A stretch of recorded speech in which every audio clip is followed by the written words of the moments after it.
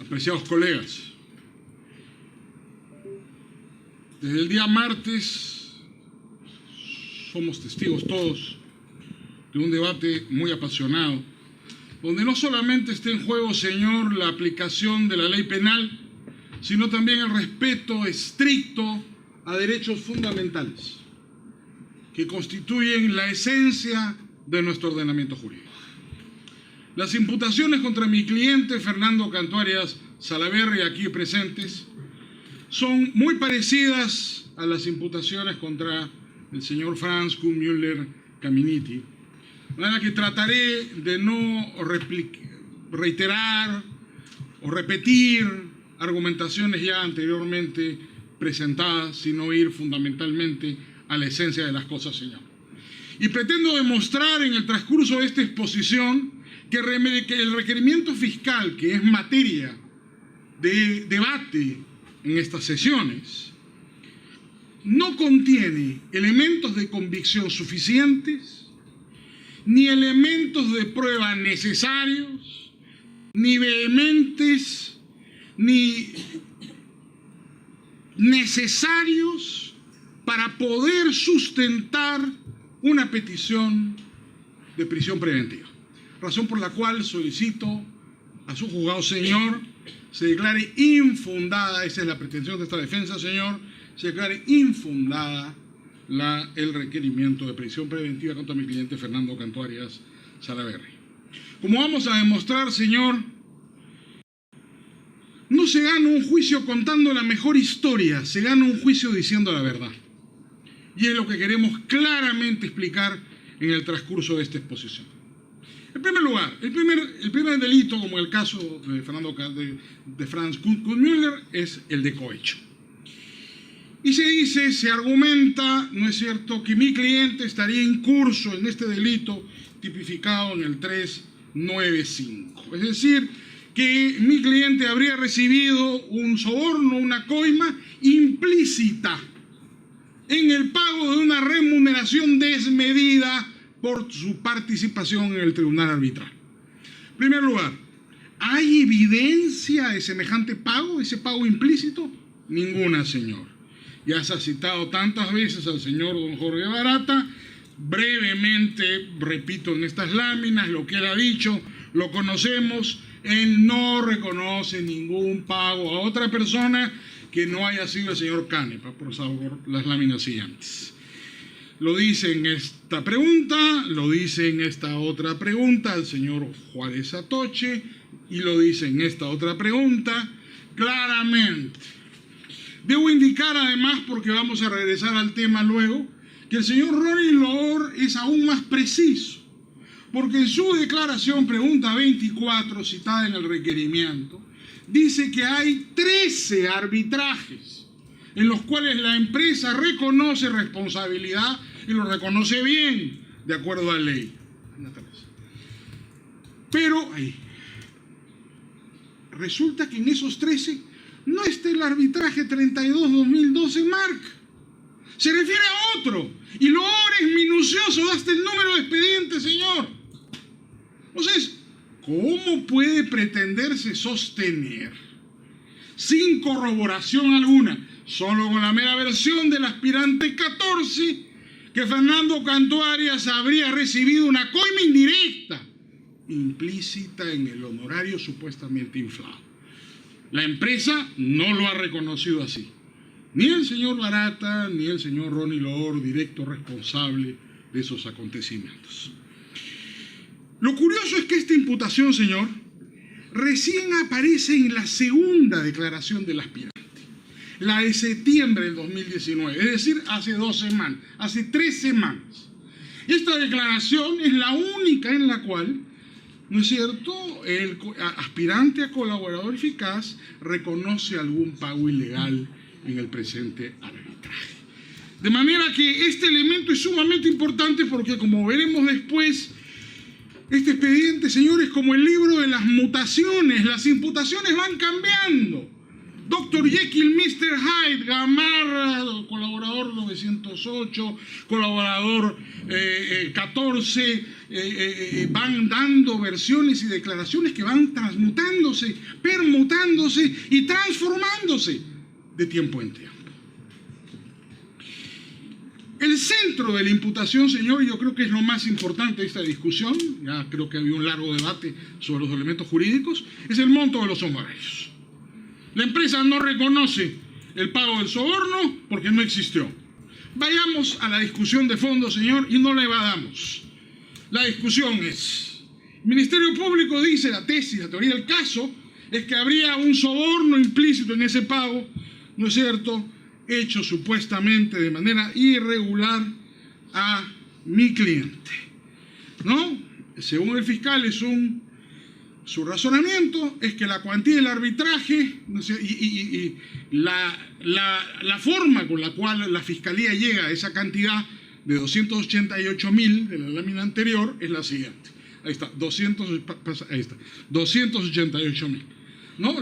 Pasa a la lámina siguiente, el razonamiento de la Fiscalía para llegar a 288.000 es el siguiente. En primer lugar, señor juez, calculan el honorario sobre el monto laudado. Y eso no solamente es ilegal, lo que sería muy grave, sino que es un error, lo que es aún peor. No se calcula el honorario sobre el monto laudado, se calcula el honorario sobre la pretensión. Así como una demanda civil, señor. No se cobra el arancel sobre la sentencia. El arancel se cobra sobre la pretensión con el primer escrito. Exactamente igual, señores, aquí, pero el Ministerio Público ha elaborado una tesis innovadora y calcula sobre el laudo y no sobre la pretensión. En segundo lugar, en el cálculo, como demostraremos después, del Ministerio Público, los árbitros no pagan impuesto a la renta. Esos 288.000 eran netos para el árbitro. Pero resulta que hay una retención del 8 más un pago en regularización del 30 en marzo del año siguiente. No, y el impuesto a la renta no lo restó la Fiscalía. Solamente restando el impuesto a la renta, como le demostraremos a su despacho, señor, no hay ninguna sobrevaluación del honorario. Hay un error del Ministerio Público por no haber hecho una pericia. Ellos se han metido a hacer un cálculo, por eso presentan un print de pantalla, en lugar de encargarle a un perito que calcule si el honorario estaba bien o no. En tercer lugar, tercer error del cálculo del Ministerio Público al atribuirle un honorario inflado a mi cliente.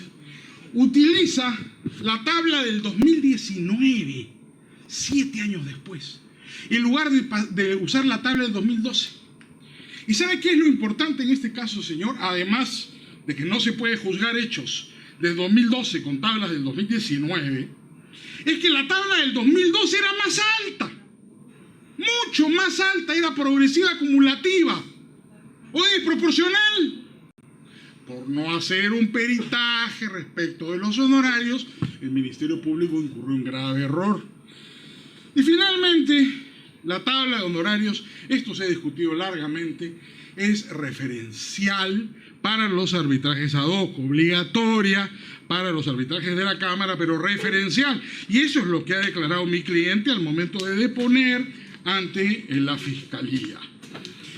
En los casos de arbitraje ad hoc, la tabla se modifica de acuerdo con el criterio de los árbitros y en función de elementos objetivos como la complejidad del caso. ¿Por qué decimos que la cuantía de la Fiscalía está mal? En la barra de la izquierda, ¿tienes el láser? En la barra de la izquierda, ¿cuál es el láser? ¿El de abajo? Ya, mire usted.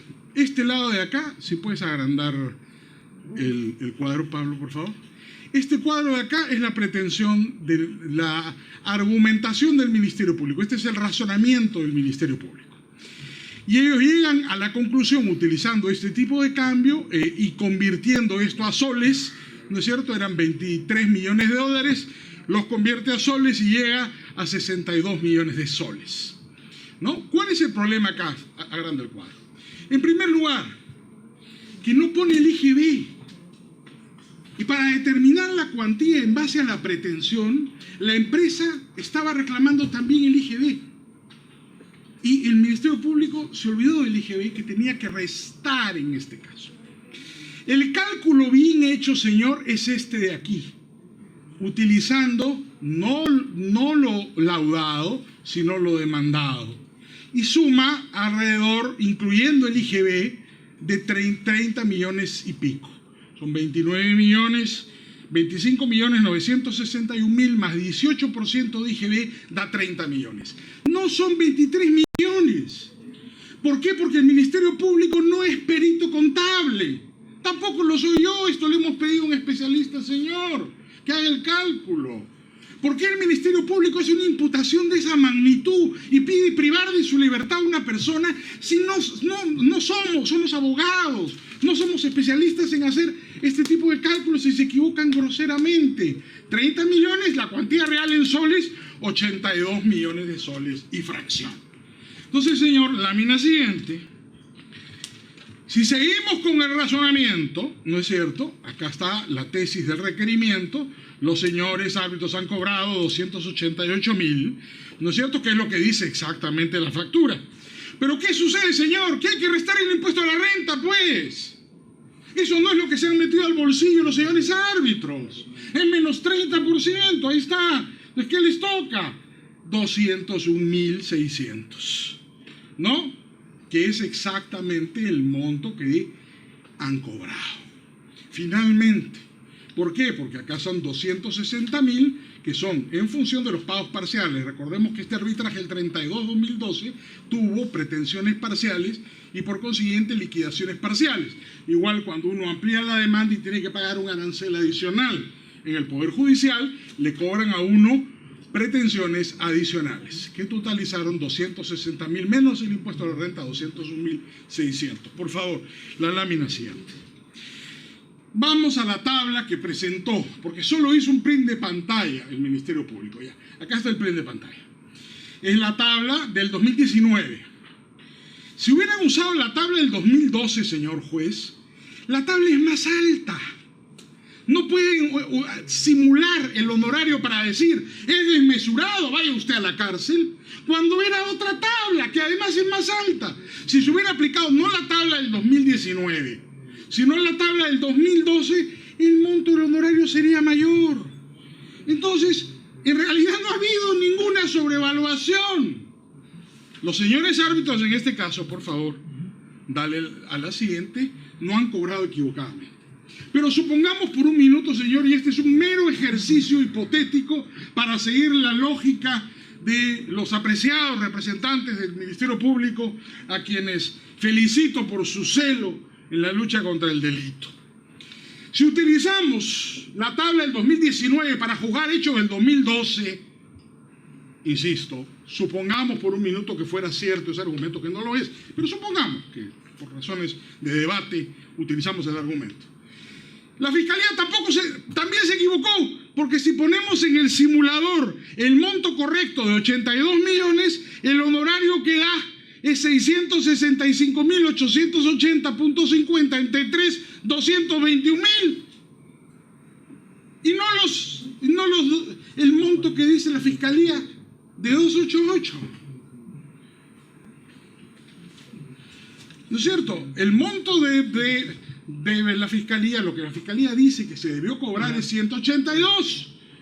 Pero esto no se deduce de colocar el monto correcto de la pretensión en el simulador. Hubiera sido 221 y no 182. De manera que no hay 105.000 soles de diferencia. No existe la coima implícita. Nadie se la pagó, la empresa no reconoce ningún pago y la realidad tampoco. Y estas no son palabras, son realidades. Por favor, la lámina siguiente. Bueno, esto ya lo explicamos, señor, sobre la tabla. En conclusión, respecto de este hecho, bueno, aquí hay un punto sumamente importante, lo ha señalado mi colega, permítame 10 segundos para insistir en él.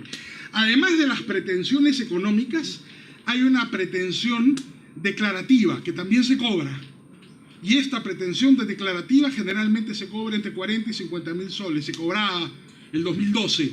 Entonces, lo que cobraron los árbitros estaba por debajo del mercado de esa época. Esto ha debido encargarse un perito, señor, pero no pretender hacerlo uno mismo improvisadamente y decir que esa es la razón para pedir la detención preventiva de un abogado notorio, conocido, profesor universitario, una persona correcta. ¿Así se quiere restringir la libertad de una persona? No se usó la tabla del 2012, se usó la tabla del 2019. No se empleó la cuantía correcta, eran 82 millones de soles, 30 millones de dólares. No se tuvo en cuenta el impuesto a la renta. No se incluyó la pretensión declarativa. No se consideró la complejidad del caso y tampoco el artículo 71 de la ley que dice que los árbitros pueden establecer el honorario en función de un libre examen de la complejidad de la causa. Es decir, señor, no hay un elemento de convicción. El honorario, ¿qué dice el honorario? ¿Es alto, es elevado, es desmesurado? ¿Es un honorario exagerado? No, señor, no lo es. El cálculo que hace la Fiscalía es simplemente un error. Por favor, vayamos rápidamente a los siguientes temas. Se dice también, ¿no es cierto?, que mi cliente ha incurrido en cohecho porque pactó con la empresa. Bueno, ya hemos visto lo que los representantes de la empresa dicen. No ha habido ningún pacto. Lo dice Barata, lo dice Loor, lo dicen todos. Respecto a la parte tipológica, señor, ya ha sido largamente discutido, no voy a reiterar argumentaciones que han sido presentadas en exceso, pero creemos lo mismo, que en este caso la aplicación del tipo de colusión no es una aplicación correcta. Para ilustrar a su despacho, señor, respecto de cómo se calculan los honorarios en un arbitraje, hemos pedido un informe que nos ha llegado, lo hemos pedido hace meses, señora. Recién nos ha llegado anoche a la Cámara de Comercio Internacional, capítulo peruano que entregamos, señora, a su despacho en copias en este momento y copias suficientes para el Ministerio Público para ilustración. ¿Qué dice la Cámara de Comercio Internacional respecto a cómo se calculan los honorarios? Bueno, exactamente lo que le he dicho ahora, señor. Yo prácticamente he repetido la argumentación de la Cámara. La Cámara de Comercio Internacional, que conoce perfectamente la legislación peruana, dice en su capítulo peruano que el honorario, en primer lugar, en arbitrajes ad hoc es libre, de acuerdo con la aplicación del artículo 71, y está a criterio de los árbitros en base a la complejidad, dificultad y particularidad de cada caso, señalarlo, y no son de aplicación supletoria las reglas correspondientes de la Cámara de Comercio, sino meramente referenciales. No hay, por consiguiente, el planteamiento, no es correcto el planteamiento que el Ministerio Público ha hecho al respecto. Por favor, vayamos adelante para ir avanzando. Bueno, se habla también de que hay un agravante en la colusión. El agravante no existe, señor. Ya en el caso de mi apreciado colega y amigo Franz Kuhn-Müller, ya eso se estableció con claridad, ¿no es cierto? No se ha establecido vía un peritaje en absoluto la existencia de ningún agravante y el cálculo es equivocado. Y respecto de los actos de concertación, como se ha explicado, son equivocados porque no han existido, como claramente lo han dicho Barata y Ronnie Loor. Respecto de la asociación ilícita, este tema ya se discutió, señor, tampoco voy a regresar sobre el punto. Sostenemos la tesis que mi apreciado colega en la defensa del señor Kuhn-Müller, para la defensa del doctor Fernando Cantuarias, lo mismo, se le está aplicando al doctor Fernando Cantuarias una modificación legal que no correspondía. ¿Cuándo acabó el arbitraje, señor? Que eso no lo ha respondido el Ministerio Público. Y está en la página 257 de su requerimiento, que parece no se les ha extraviado. Hay un cuadro muy claro en la página 257 de su requerimiento que dice cuándo se acabó. Se acabó exactamente el 21 de agosto del 2013, 7 meses antes, casi un año antes de la entrada en vigencia de la modificación. No nos pueden aplicar retroactivamente a ninguna persona. Eso es vamos más allá de la ley penal, señor. Eso es una abierta y manifiesta violación de los derechos fundamentales de una persona. Traerlo a una diligencia, hacerle imputaciones gravísimas, con grave riesgo a su honor ante la prensa y la opinión pública. El doctor Cantuarias ha sido triturado por la opinión pública de una manera salvajemente expuesta ante los medios de comunicación en base a la aplicación de una norma que no estaba vigente en el momento en que ocurrieron los hechos? Lo dejo francamente como una pregunta compleja para su absolución. Perdón, señor juez, lo interrumpí. 10 minutos. Acabaré en 8, señor, o en 9. Las grandes reuniones del Vivaldi, señor, esto es sumamente importante. Y acá queremos empezar por lo último, si usted me lo permite. Por favor, vamos a la lámina. Dramáticamente, el señor representante del Ministerio Público presentó, porque como veremos, las pruebas no son pruebas, ¿no es cierto? Las versiones son todas contradictorias, nadie ha dicho que hay 1, 2, 3 o 4 reuniones, las famosas reuniones de Vivaldi. Hoy día se ha presentado dramáticamente como prueba una factura, que la tenemos en la pizarra. Hemos trabajado a marchas forzadas. Esta factura, señor, y rogamos que su despacho investigue estos hechos, porque nos parecen altamente, por lo menos llamativos, señor. En primer lugar, esta factura tiene un número de teléfono que no existe. Hemos llamado a este número de teléfono y no existe. El 628-7200 no es el número de teléfono de Vivaldi. El otro sí, este no. Acá hay una cosa rara. Y después quiero que usted tome nota brevemente de los ítems de la factura, ¿no? Que habla de un jugo de fresa, otro jugo, un café, un agua con gas, una tabla mediterránea, etc. Muy bien, vayamos ahora a la captura de pantalla del sistema, que también nos ha presentado el Ministerio Público como supuesta corroboración de esa factura. No cuadra, señor. Miren los ítems, son distintos. La suma es distinta. No son 2 aguas, aparece una sola. No hubo café americano en esta factura. Es distinta de la anterior, señor. Si sumamos los montos, tampoco dan. Son 125 solos y no 127.12. Por favor, regresa a la anterior. Este elemento de convicción, señor, que ha sido presentado dramáticamente durante la audiencia, a nosotros nos llama profundamente la atención. Y esto lo hemos hecho aquí, en los breves minutos de receso que usted ha tenido la amabilidad de concedernos. Esto nos parece altamente llamativo. Estoy seguro que el Ministerio Público también procederá a investigar quién les ha entregado esta información, porque aquí hay algo raro. No coincide. Además, mire usted, señor, mire este supuesto comprobante de pago. Le resta el IGB y en el comprobante de pago normal se suma el IGB. Acá está restando el IGB, se suma el IGB. No es así. Si usted lo ve en el sistema, vayamos a la pantalla del sistema, a esta, no existe esos montos, son otros. Da 150, ahí está, 127.12, ¿no es cierto? Son distintos. ¿Qué pasó? Los parciales no suman. Acá el total, si agregamos el IGB, es 177. ¿No es cierto? Hay 13 soles de diferencia. ¿Cómo se arregló esto? Es decir, han descontado el IGB en lugar de sumarlo para que esto cuadre con la captura de pantalla del sistema de cómputo de ese café. Aquí hay algo sumamente extraño que debe ser materia de investigación por parte de su despacho, por cuanto este documento no merece ninguna credibilidad. Pero regresemos por un minuto a las reuniones de Vivaldi, señor. Mi cliente no ha asistido a ninguna. Y un detalle más, dice en el documento que nos entregan que había una foto de la mesa, pero en realidad son 2 fotos del restaurante, no hay ninguna foto de la mesa. Pero vayamos a donde estábamos, por favor. Al Vivaldi, ya está, y el Vivaldi. Aquí hay un elemento central, señor, para ver cómo esta historia no dice la verdad.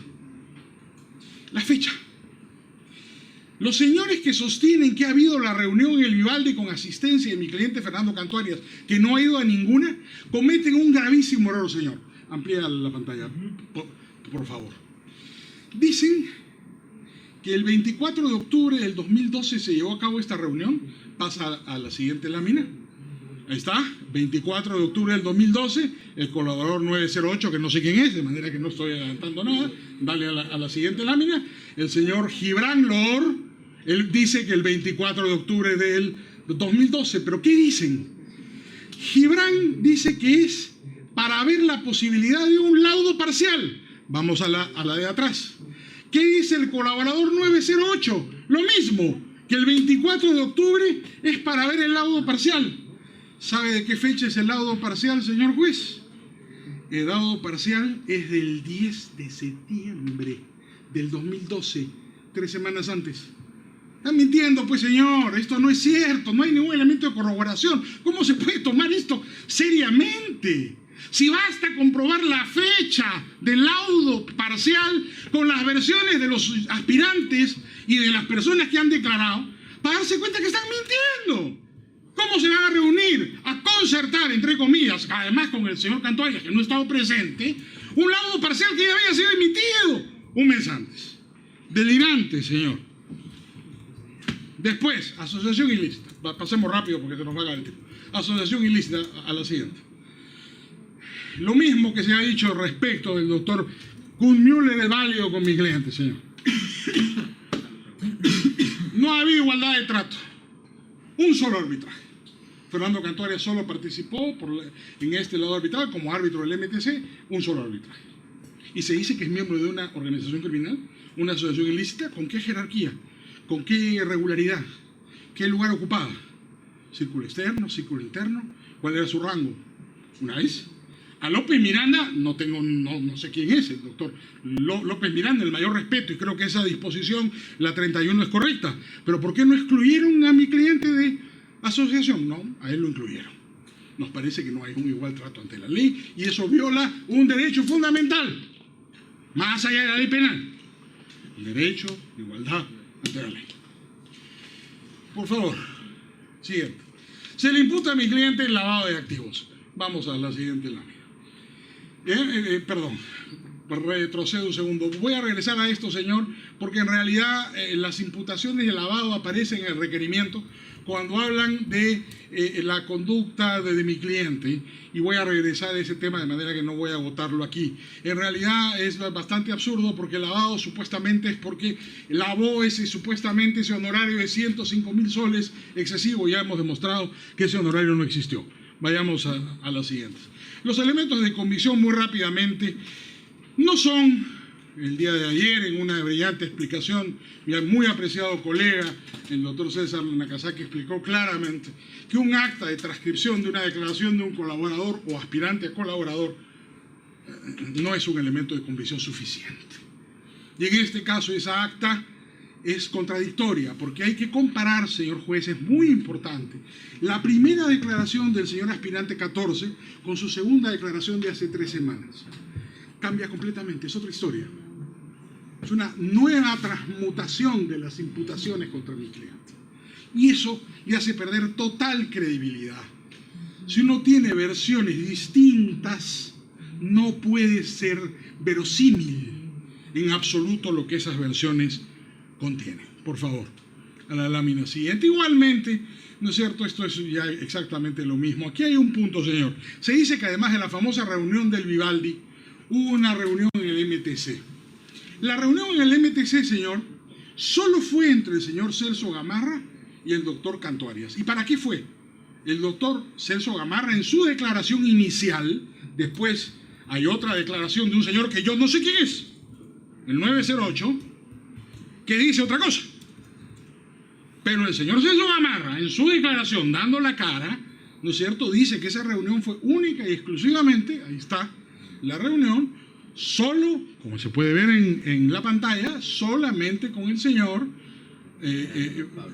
Fernando Cantuarias, para preguntarle si él podría ser árbitro del Ministerio de Transportes y Comunicaciones y si tenía algún impedimento. Eso, señor, es absolutamente estándar. En la Ley General de Arbitraje, eso es no solamente el comportamiento estándar, sino es el comportamiento indispensable. Lo primero que hace una parte con un posible árbitro es preguntarle si puede ser árbitro y si tiene algún impedimento. Por favor, la lámina siguiente. El señor Gibran, respecto a esta reunión en el MTC, dice exactamente lo mismo. No menciona que hubo una reunión entre todos. Esto es sumamente importante porque Gibran era el director de la obra en ese momento. Por favor, la lámina siguiente. ¿Y qué dice el señor Alarcón? El señor Alarcón, funcionario del MTC, dice que no hubo una reunión con Cantuarias en la que haya participado él con el señor Canepa y los representantes de la empresa. Porque ese día que fue el señor Cantuarias al ministerio, solo se reunió con Celso Gamarra. Al momento de deponer ante la fiscalía, el doctor Cantuarias minuciosamente explicó los hechos. y dijo que el señor Celso Gamarra lo llamó. Él fue, asistió, le explicó de qué se trataba el problema y le preguntó si él podía arbitrar como árbitro designado por el MTC, a lo que contestó que sí. Y cuando se retiraba en el pasillo se encontró con el doctor Canepa. Y en un salón del que él no entró nunca y no participó, como reconoce Alarcón y el mismo Ronnie Loor, había una reunión de trato directo en la que nunca estuvo Canto Arias.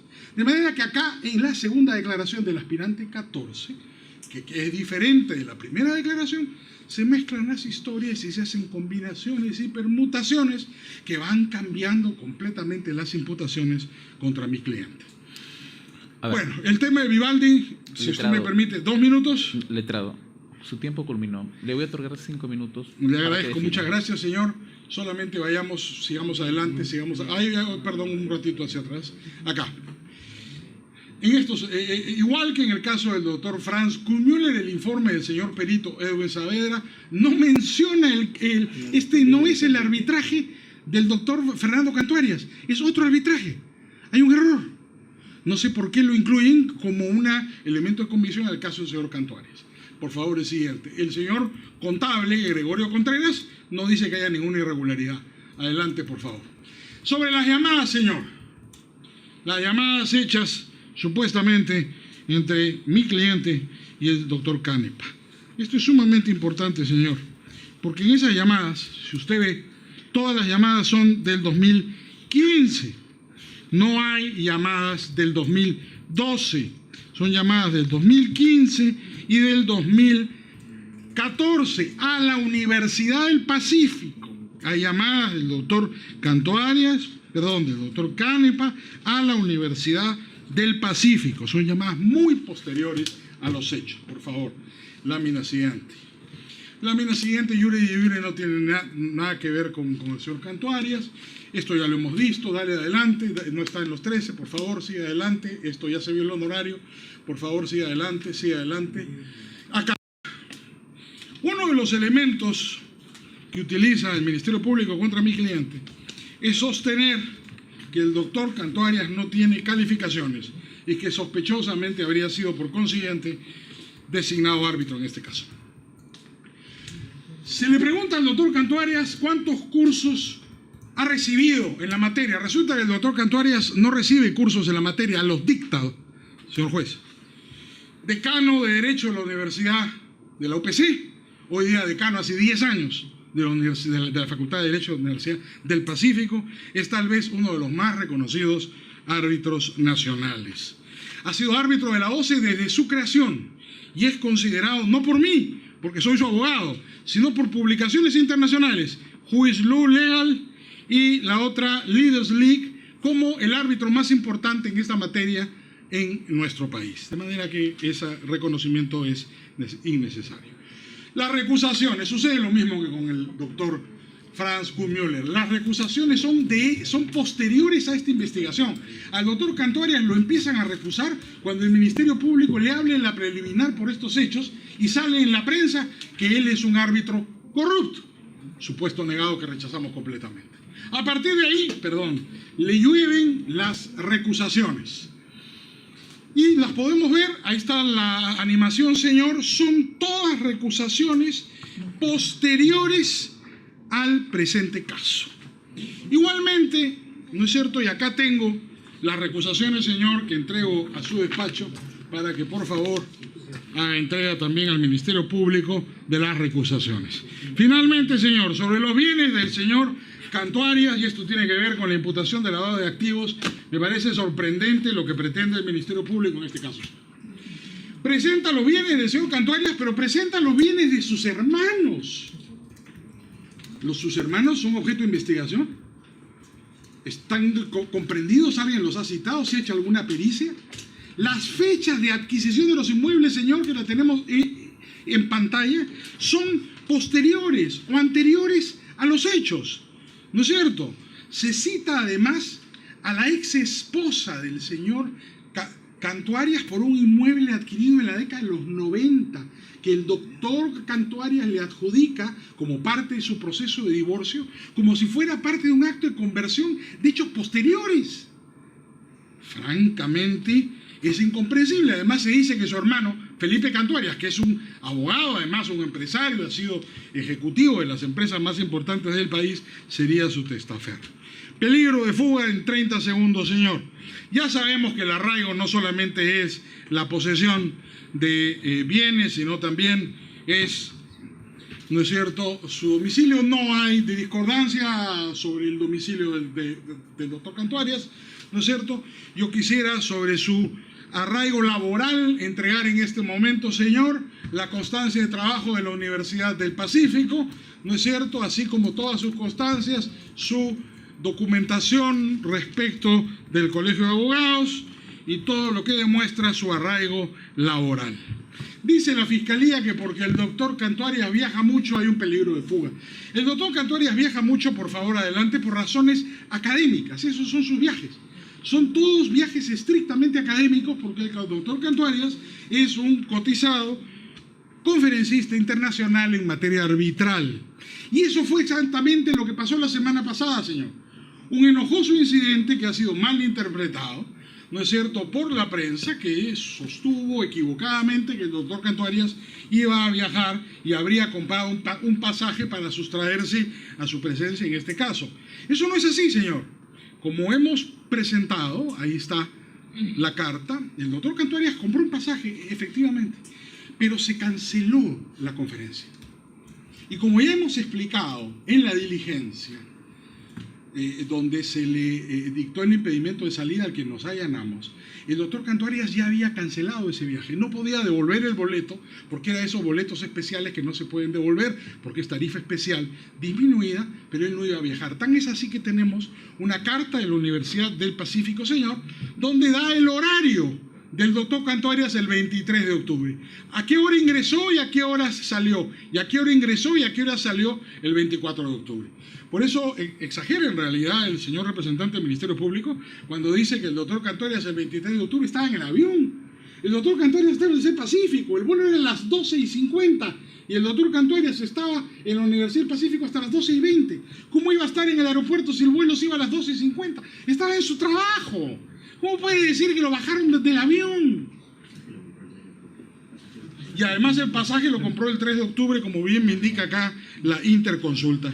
De manera que acá entregamos, señor, la invitación a la conferencia y la cancelación de la conferencia para que su despacho y el Ministerio Público pueda tener la información relativa a este hecho. Debo indicar que el doctor Cantuarias tiene actualmente una medida de restricción personal, un impedimento de viaje que su despacho deberá considerar al momento en que determine cómo va a resolver este requerimiento, por cuanto él ya tiene una restricción real, efectiva, en su contra. Finalmente, señor, sostiene la Fiscalía que una alta declaración de impuestos es un riesgo de fuga, es una prueba de riesgo de fuga. Es al revés, señor. Esto es el arraigo económico, que el Tribunal Constitucional reconoce como una forma de arraigo. Culminó su tiempo. Culmino en solo un minuto. Culmine. Como hemos indicado, la prognosis de pena en este caso no es razonable y el comportamiento de mi imputado, de mi cliente, no puede considerarse como rebelde ni inadecuado con la famosa declaración ante la prensa ni la carta enviada a la señora Cecilia Valenzuela. Él no reveló la identidad de nadie, la propia prensa ya lo había hecho, como ha quedado claramente establecido.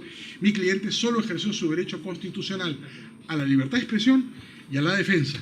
Estaba siendo masacrado, destruido por los medios de comunicación, y así como la Fiscalía y la Procuraduría tienen el derecho constitucional, que no discuto, de exponer sus puntos de vista ante la prensa, él hizo lo mismo. Él no reveló ninguna identidad, él dio una opinión, y el derecho a la opinión es un derecho sagrado e irrenunciable. Este caso, señor, se conoce en Filón. Decía Anacarsis que los juicios son como las redes, atrapan a los inocentes y liberan a los culpables. Ojalá que su elevado criterio